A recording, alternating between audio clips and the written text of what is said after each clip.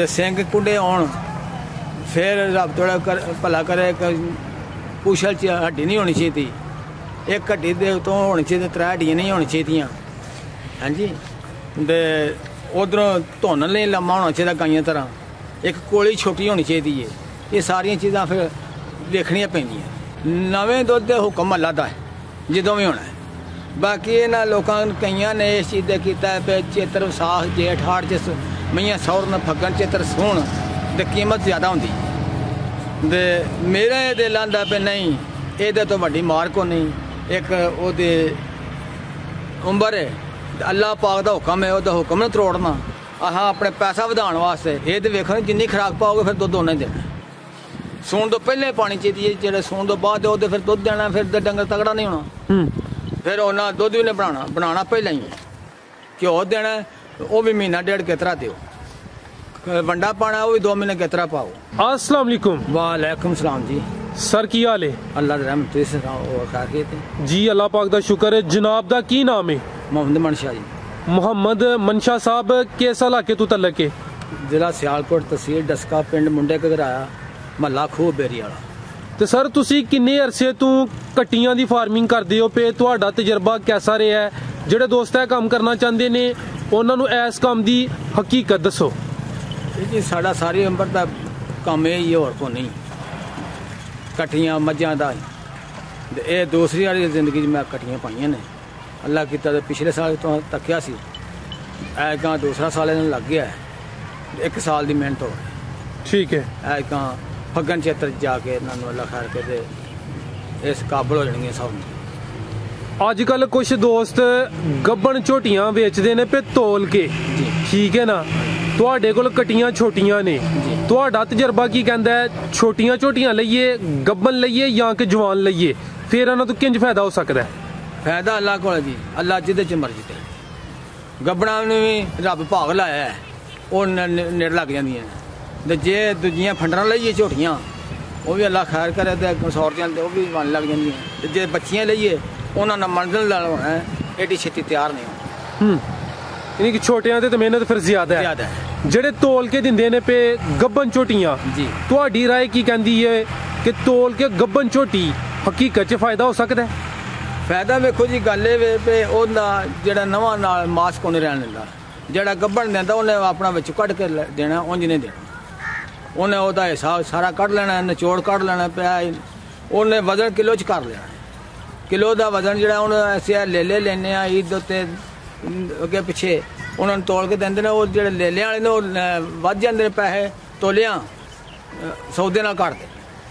उन्होंने भी इस तरह वजन होंदा, इन्हां दा गोश्त नाल चोना ते कर लेना जी 1000 तो 500 रुपये विकदा, तो 500 तो दिओ, 400 तो दिओ, तो फिर वजन नाल सब कुछ बेचिया होंदा, तो फायदे च जाते हैं, नुकसान च। यानी कि हर एक बंदा सियाना है, जिहड़ी आवाम समझदी है कि तोल के चीज़ सानू ये अच्छी मिल जानी है, और जिन्हें तोल के देनी उन्हें भी रेट अपने हिसाब नाल ज्यादा ही लेना है। बिल्कुल ठीक है। उंज तोलन नाल बेहतर है ये जो वक्त ने अपने जी सौदा करके लेना चाहिए, तोलियां ਇਹਦੇ ਘੱਟ ਹੀ ਹੈ। ठीक, माशाअल्लाह मैं वेखना पे कि तुहाडे कोल जिन्ने जानवर ने सेहतमंद ने ते इन्हां दे जेहड़े सिंग ने वो भी खूबसूरत ने, खुद भी खूबसूरत ने। जेहड़ी चंगी झोटी है, जेहड़ी खूबसूरत झोटी ओहदियां कोई निशानियां दसो। हाँ जी, गल ये निशानियां दे ने वेखण वालियां, ਅਸੀਂ ਜਦੋਂ ਇਹਨਾਂ ਨੂੰ ਵੇਖਣਾ ਸੋਹਣੀਆਂ ਜੰਮਦੇ ਬੱਚੇ ਸੋਹਣੇ ਲੱਗਦੇ ਨੇ, ਨਸਲਾਂ ਚੰਗੀਆਂ ਦੀਆਂ ਹੋਣ, ਚੰਗੀਆਂ ਨਸਲ ਦੀਆਂ ਹੋਣ ਤੇ ਆਪੀ ਲੱਭ ਜਾਂਦੀਆਂ ਨੇ, ਤੇ ਸਿੰਘ ਕੁੰਡੇ ਆਉਣ ਫਿਰ ਰੱਬ ਥੋੜਾ ਭਲਾ ਕਰੇ ਪੂਛਲ ਚ ਹੱਡੀ ਨਹੀਂ ਹੋਣੀ ਚਾਹੀਦੀ, ਇੱਕ ਹੱਡੀ ਦੇ ਤੋਂ ਹੋਣੀ ਚਾਹੀਦੀ, 3 ਹੱਡੀਆਂ ਨਹੀਂ ਹੋਣੀ ਚਾਹੀਦੀਆਂ। ਹਾਂਜੀ, ਤੇ ਉਧਰੋਂ ਧੁਨ ਨਹੀਂ ਲੰਮਾ ਹੋਣਾ ਚਾਹੀਦਾ ਗਾਈਆਂ ਤਰ੍ਹਾਂ, ਇੱਕ ਕੋਲੀ ਛੋਟੀ ਹੋਣੀ ਚਾਹੀਦੀ ਹੈ। ਇਹ ਸਾਰੀਆਂ ਚੀਜ਼ਾਂ ਫਿਰ ਵੇਖਣੀਆਂ ਪੈਂਦੀਆਂ। ठीक है, आ खूबसूरती च आई जांदियां ने चीज़ां। ठीक है, नाले वो नस्ल विच हो जांदी। ते ए नस्ल केड़ी बेहतर है? बड़ी आवाम कहंदी है कि नीली, तुसी की कहंदे हो केड़ी नस्ल बेहतर है? जिन्नू अल्लाह पाक ला दे, मेरे कोल ये ख्याल है जिन्नू अल्लाह पाक ला दे, दिल कदे नकम्मी नू ला दे तो दूजियां नाल उदा चढ़ जाए। ठीक है, जिन्नू असीं चंगी नहीं समझदे पाक अल्लाह तो। माशाअल्लाह, जिहड़ियां झोटियां तुहाडे कोल ने, इन्हां दी की उम्र है? ये इस वेले तकरीबन कोई 2 साल दी है, कोई 2.5 साल दी है। ਇੱਥੇ ਕੱਪੜ ਗਈਆਂ। ਇਹਨਾਂ ਨੂੰ ਨਵੇਂ ਦੁੱਧ ਕਿੰਨੀ ਉਮਰ 'ਚ ਕਰਾਉਣਾ ਚਾਹੀਦਾ ਤੇ ਕਿਹੜੇ ਮੌਸਮ 'ਚ ਕਰਾਉਣਾ ਚਾਹੀਦਾ? ਤੁਹਾਡਾ ਤਜਰਬਾ ਕੀ ਕਹਿੰਦਾ ਹੈ ਇਸ ਬਾਰੇ 'ਚ? ਨਵੇਂ ਦੁੱਧ ਦੇ ਹੁਕਮ ਅੱਲਾ ਦਾ ਹੈ ਜਦੋਂ ਵੀ ਹੋਣਾ। ਬਾਕੀ ਇਹਨਾਂ ਲੋਕਾਂ ਕਈਆਂ ਨੇ ਇਸ ਚੀਜ਼ ਦੇ ਕੀਤਾ ਵੀ ਚੇਤਰ ਵਿਸਾਖ ਜੇਠ ਹਾੜ 'ਚ ਮਈਆਂ ਸੌਰਨ ਫੱਗਣ ਚੇਤਰ ਸੂਣ ਤੇ ਕੀਮਤ ਜ਼ਿਆਦਾ ਹੁੰਦੀ। ਤੇ ਮੇਰੇ ਦਿਲ ਆਂਦਾ ਵੀ ਨਹੀਂ, ਇਹਦੇ ਤੋਂ ਵੱਡੀ ਮਾਰ ਕੋ ਨਹੀਂ। ਇੱਕ ਉਹਦੇ ਉਮਰ ਹੈ, ਅੱਲਾਹ ਪਾਕ ਦਾ ਹੁਕਮ ਹੈ, ਉਹਦਾ ਹੁਕਮ ਨੂੰ ਤੋੜਨਾ। ਆਹ ਆਪਣੇ ਪੈਸਾ ਵਧਾਉਣ ਵਾਸਤੇ ਉਹਦੀ ਉਮਰ ਨੂੰ ਖਰਾਬ ਕਰਨਾ ਇੱਕ ਨਸਲ ਗਲਤ ਹੈ। ਕਿਉਂਕਿ ਮੈਂ ਦਾ ਤਜਰਬਾ ਕਰ ਬੈਠਾ ਸਾਂ, ਮੇਰੇ ਕੋਲ ਗਾਂ ਸੀ, 3 ਉਹਦੇ ਵੇਗ ਭੰਨੇ ਹਨ ਸਿਰਫ ਫੱਗਣ ਚੇਤਰ 'ਚ ਸਵਾ ਲਿਆਉਂਦਿਆਂ। ਉਹ ਚੇਤਰ 'ਚ ਜਾ ਕੇ ਸੌਰਦੀ ਸੀ ਪਈ। ਉਹਨੇ ਜਦੋਂ ਰਾਤ ਛੁੱਟੀ 4 ਸਵੇਰੇ ਖੁਰਲੀ ਦੇ ਮੈਂ ਉਹ ਤੋਂ ਬਾਅਦ ਮਾफ़ੀ ਮੰਗੀ, ਮੌਲਾ ਇਹ ਮਾफ़ ਕਰੀ, ਜਿਹੜੇ ਮਹੀਨੇ 'ਚ ਸੌਰਨ ਉਸੇ ਮਹੀਨੇ 'ਚ ਲਵਾਉਂਗਾ, ਮੈਂ ਨਹੀਂ ਇਹ ਲੱਗਾ ਕਰਨ ਕਿ ਇਸ ਮਹੀਨੇ 'ਚ ਇਹਦੀ ਕੀਮਤ ਜ਼ਿਆਦਾ ਹੈ, ਇਹ ਲੱਗੇਗੀ। ਉਹਦੇ ਵੱਲ ਨੂੰ ਵੇਖਣਾ ਚਾਹੀਦਾ ਮੱਝ ਗਾਂ ਲੰਬੇ ਕਿਹੜੇ ਮਹੀਨੇ ਸੌਰਦੀ ਹੈ। ਠੀਕ ਹੈ, ਯਾਨੀ ਕਿ ਜਦੋਂ ਹੀਟ ਵਿੱਚ ਆਈਏ ਤੁਸੀਂ ਉਹਨੂੰ ਕ੍ਰਾਸ ਕਰਾ ਲਓ, ਆਪਣੇ ਫਾਇਦੇ ਤੇ ਨਾ ਜਾਓ। ਆਪਣੇ ਫਾਇਦੇ ਨਾਲ ਉਹਦਾ ਵੀ ਸੋਚੋ। ਠੀਕ ਹੈ, ਅੱਲਾ ਦਾ ਹੁਕਮ ਵੀ ਸੋਚੋ। ਜੀ ਜੀ, ਅੱਲਾ ਨੂੰ ਵੀ ਮੰਨਣੇ। ਜੋ ਕੁਦਰਤ ਦਾ ਨਿਜ਼ਾਮ ਹੈ ਉਹਦੇ ਖਿਲਾਫ ਨਹੀਂ ਜਾਣਾ ਚਾਹੀਦਾ। ਨਹੀਂ, ਮੇਰਾ ਦਿਲ ਨਹੀਂ ਮੰਨਦਾ। ਇਸ ਤੋਂ ਇਲਾਵਾ ਸਾਰੇ ਇੱਕ ਹੋਰ ਬੜਾ ਅਹਿਮ ਪੁਆਇੰਟ ਹੈ, ਕੁਝ ਜਾਨਵਰ ਜਲਦੀ ਸੁਣਦੇ ਨੇ, ਕੁਝ ਲੇਟ ਸੁਣਦੇ ਨੇ। ਉਹ ਵੀ ਕੁਦਰਤ ਦਾ ਨਿਜ਼ਾਮ ਹੈ ਜਾਂ ਕਿ ਜਲਦੀ ਸੁਆ ਲੈਣਾ ਬਿਹਤਰ ਹੈ? ਉਹ ਕੁਦਰਤ ਦਾ ਸਾਰਾ ਨਿਜ਼ਾਮ ਹੈ, ਜੋ ਕਿ ਮਰਜ਼ੀ ਪੈਰੇ ਕਰੀਏ, ਹੁਕਮ ਅੱਲਾ ਦਾ ਹੈ। ਬਾਕੀ ਕਈ ਫੀਡ ਪਾਉਂਦੇ ਨੇ, ਕੁਝ कहते हैं ਅੱਲਾ ਦੇ ਹੁਕਮ। ਠੀਕ ਹੈ, ਤੇ ਖੁਰਾਕ ਪਾਈਏ ਤਾਂ ਆਪਣੀ ਤਿਆਰ ਹੋ ਜਾਂਦੀਆਂ, ਇਸ ਕਾਬਲ ਹੋ ਜਾਂਦੀਆਂ ਨੇ। ਖੁਰਾਕ ਹੀ ਨਾ ਪਾਈਏ, ਹੁਣ ਛੋਟੀਆਂ ਕੱਟੀਆਂ ਲਿਆਈਆਂ, ਹੁਣ ਖੁਰਾਕ ਨਾ ਪਾਈਏ, ਹੁਣ 2 ਮਹੀਨੇ ਲੰਘ ਜਾਂਦੇ ਨੇ ਜੀ। ਅਸੀਂ ਬਾਹਰ ਫੇਰਦੇ ਟੁਰਦੇ ਵੀ ਹਾਂ, ਤੇ ਹੁਣ ਇਹਨੂੰ ਬਣ ਕੇ ਪੱਠੇ ਪਾਉਂਦੇ ਆ, ਪੱਠੇ ਨਾ ਪਾਈਏ ਤੇ ਨਾ ਕਦੋਂ ਸੌਰਨਾ। ਠੀਕ ਹੈ, ਤੇ ਜਾਣ ਨਾ ਹੋਵੇ ਤੇ ਆਪ ਹੀ ਸੌਰ ਵੀ ਜਾਂਦੀਆਂ ਨੇ। ਤੇ ਸਰ ਉਹਨਾਂ ਦੀ ਜਿਹੜੀ ਚੰਗੀ ਤਿਆਰੀ ਹੈ ਜੀ, ਕਿ ਜਲਦੀ ਨਵੇਂ ਦੁੱਧ ਵੀ ਹੋਣ, ਸਿਹਤਮੰਦ ਵੀ ਹੋਣ, ਇਹਨਾਂ ਦੀ ਚੰਗੀ ਤਿਆਰੀ ਹੋਏ, ਉਹ ਕਿਸ ਖੁਰਾਕ ਤੇ ਮੁਮਕਿਨ ਨੇ? ਖੁਰਾਕ ਤੇ ਵੰਡਾ ਵੀ ਹੈ, ਪੱਠੇ ਵੀ ਨੇ, ਵੰਡਾ ਵੀ ਪਾਓ ਨਾਲ ਪੱਠੇ ਪਾਓ।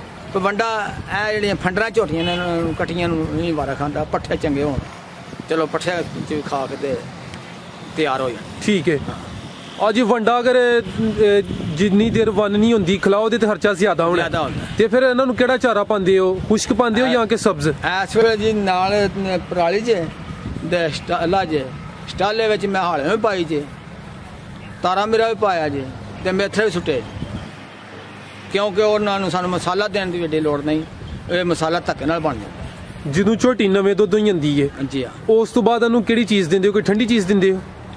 ਬਸ ਜੀ, ਕੋਈ ਤੇਲ ਤੋਲ ਦਿਹਾੜੀ ਦਾ ਅੱਲਾ ਦਾ ਹੁਕਮ ਹੈ, ਭਾਗ ਅੱਲਾ ਲਾਣਾ, ਕੋਈ ਠੰਡੀਆਂ ਸ਼ਾਵਾਂ ਨਹੀਂ ਅੱਲਾ ਕੋਲ। ਠੀਕ ਹੈ, ਤੇ ਜਦੋਂ ਇਹਨੇ ਸੂਣਾ, ਸੂਣ ਤੋਂ ਪਹਿਲੇ ਕੁਝ ਕਹਿੰਦੇ ਨੇ ਘਿਓ ਦਵੋ, ਕੋਈ ਤੇਲ ਦਵੋ? ਇਹ ਤੇ ਵੇਖੋ ਜਿੰਨੀ ਖੁਰਾਕ ਪਾਓਗੇ ਫਿਰ ਦੁੱਧ ਉਹਨਾਂ ਹੀ ਦੇਣਾ। ਸੂਣ ਤੋਂ ਪਹਿਲੇ ਪਾਣੀ ਚਾਹੀਦੀ ਹੈ, ਜਿਹੜੇ ਸੂਣ ਤੋਂ ਬਾਅਦ ਉਹਦੇ ਫਿਰ ਦੁੱਧ ਦੇਣਾ, ਫਿਰ ਡੰਗਰ ਤਗੜਾ ਨਹੀਂ ਹੋਣਾ। ਫਿਰ ਉਹਨਾਂ ਦੁੱਧ ਵੀ ਨਹੀਂ ਬਣਾਉਣਾ ਪਹਿਲਾਂ ਹੀ। ਘਿਓ ਦੇਣਾ, ਉਹ ਵੀ ਮਹੀਨਾ ਡੇਢ ਕਿਤਰਾ ਦਿਓ। ਵੰਡਾ ਪਾਣਾ, ਉਹ ਵੀ 2 ਮਹੀਨੇ ਕਿਤਰਾ ਪਾਓ।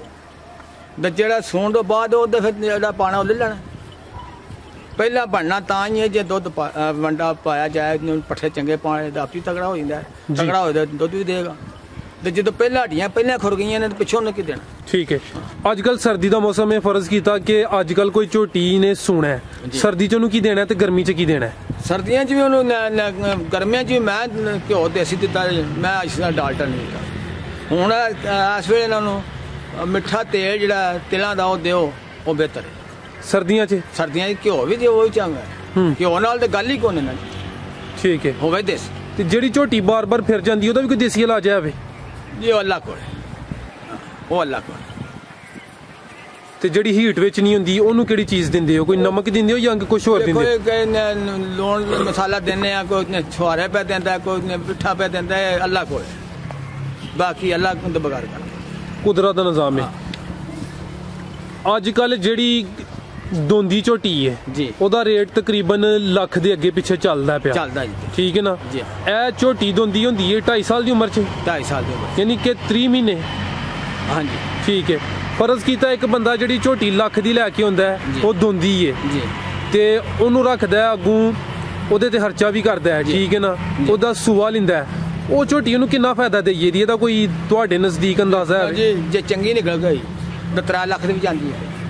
ਹੌਲੀ ਨਿਕਲੀ 2-2.5 ਦੀ, ਉਹ ਇਹ ਜਿਨਸਾਂ ਫਿਰ ਪਤਾ ਉਹਦੇ ਲੱਗਦੇ ਜਦੋਂ ਨਿਖੜਨ ਥੱਲੇ ਦੁੱਧ ਬਣਾਉਣ।